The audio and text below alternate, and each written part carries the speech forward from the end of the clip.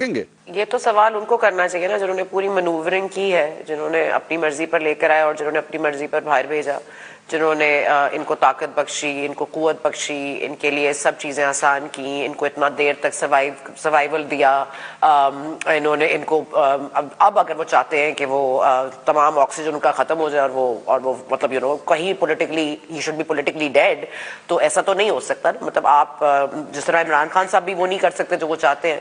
میرا خیال ہے کوئی اوپر اور بھی کوئی طاقت بیٹھی ہے جو کرتی بھی ہے. مین پرپوزز God ڈسپوزز.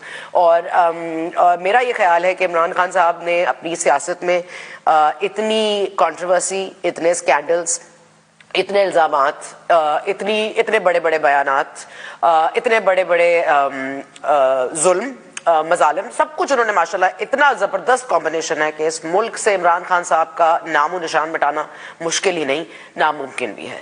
And I don't mean that in a very good way. میرا اور جہاں تک ٹیری اینڈ وائٹ والا کیس ہے، دیکھیں سیدھی بات یہ ہے کہ وہ D N A was never conducted, D N A test کبھی نہیں ہوا تھا.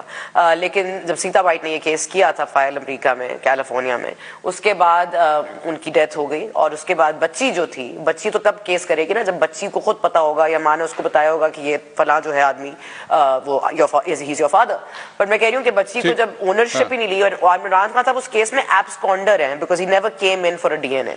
تو I think that in that, اور اس کے بعد آپ کو پرمیشن دے رہے ہیں اس کی خالہ کو کہ میں اس کی گارڈینشپ آپ کو دے رہا ہوں، اور اس کے بعد جمائمہ بھی دے رہی ہے. اس کا مطلب یہی ہے نا کہ آپ کا اس بچی سے کوئی رشتہ تھا. Maybe he did it in a good way, I don't know. Maybe انہوں نے سوچا ہو میری ہے بھی نہیں پھر بھی میں کر دیتا ہوں. ہو سکتا ہے عمران خان صاحب اتنے اچھے ہو.